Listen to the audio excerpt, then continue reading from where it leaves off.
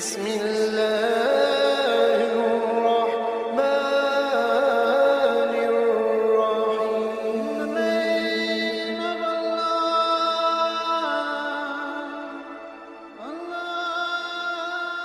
بسم اللہ الرحمن الرحیم. شروع اللہ کے نام سے جو بڑا مہربان اور نہایت رحم والا ہے. دوستو، آج کی ویڈیو میں ہم مکڑی کے حوالے سے بات چیت کریں گے. کیا آپ لوگ جانتے ہیں کہ مکڑی بچے پیدا کرنے کے بعد اپنے بچوں کے باپ کو کیوں قتل کرتی ہے، اور پھر وہ بچے بڑے ہو کر ماں کے ساتھ کیا عبرتناک کام کرتے ہیں؟ ایک تحقیق کے مطابق مادہ مکڑی بچے دینے کے بعد نر مکڑی کو قتل کر کے اپنے گھر سے باہر پھینک دیتی ہے. پھر جب اس کے بچے بڑے ہو جائیں تو وہ اپنی ماں کو قتل کر کے گھر سے باہر پھینک دیتے ہیں. کتنا عجیب و غریب گھرانہ ہے، اور یقیناً بدترین گھرانہ ہے. قرآن مجید کی ایک سورہ ہے جس کا نام ہے العنکبوت. عنکبوت عربی کا لفظ ہے جس کو اردو میں مکڑی کہا جاتا ہے. قرآن مجید میں اللہ رب العزت نے فرمایا کہ سب سے بودا یا کمزور گھر مکڑی کا ہے.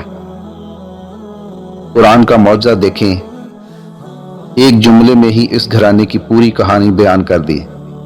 بے شک گھرانوں میں سب سے کمزور گھر عنکبوت یعنی مکڑی کا ہے. اگر یہ انسان علم رکھتے، انسان مکڑی کے گھر کی ظاہری کمزوری کو تو جانتے تھے، مگر اس کے گھر کی معنوی کمزوری یعنی دشمنی اور خانہ جنگی سے بے خبر تھے. اب جدید سائنس کی وجہ سے بھی اس کمزوری سے واقف ہو گئے. اس لیے اللہ تعالیٰ نے فرمایا کہ اگر یہ علم رکھتے، یعنی مکڑی کی گھریلو کمزوریوں اور دشمنیوں سے واقف ہوتے. اس سب کے باوجود اللہ تعالیٰ نے ایک پوری سورہ کا نام اس بری خصلت والے کیڑے کے نام پر رکھا. حالانکہ اس سورت کے شروع سے آخر تک گفتگو فتنوں کے بارے میں ہے. سورہ کی ابتدا یوں ہے: کیا لوگ یہ خیال کرتے ہیں کہ وہ اس بات پر چھوٹ جائیں گے کہ انہوں نے کہا کہ ہم ایمان لائے ہیں اور ان کو آزمایا نہیں جائے گا؟ اور فرمایا، لوگوں میں سے کچھ ایسے بھی ہیں جو کہتے تو ہیں کہ ہم ایمان لائے، مگر جب ان کو اللہ کی راہ میں اذیت دی جاتی ہے تو لوگ اس آزمائش کو اللہ کے عذاب کی طرح سمجھتے ہیں.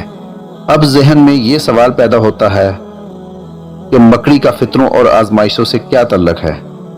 در حقیقت فتنے، سازشیں اور آزمائشیں بھی مکڑی کے جال کی طرح پیچیدہ ہیں، اور انسان کے لیے ان کے درمیان تمیز کرنا اور ان کو بے نقاب کرنا آسان نہیں ہوتا. مگر اللہ مدد کرے تو یہ کچھ بھی نہیں ہوتے. دوستو، آج کی ویڈیو اچھی لگی ہو تو چینل کو سبسکرائب ضرور کیجیے گا. اللہ تعالیٰ آپ کا حامی و ناصر ہو.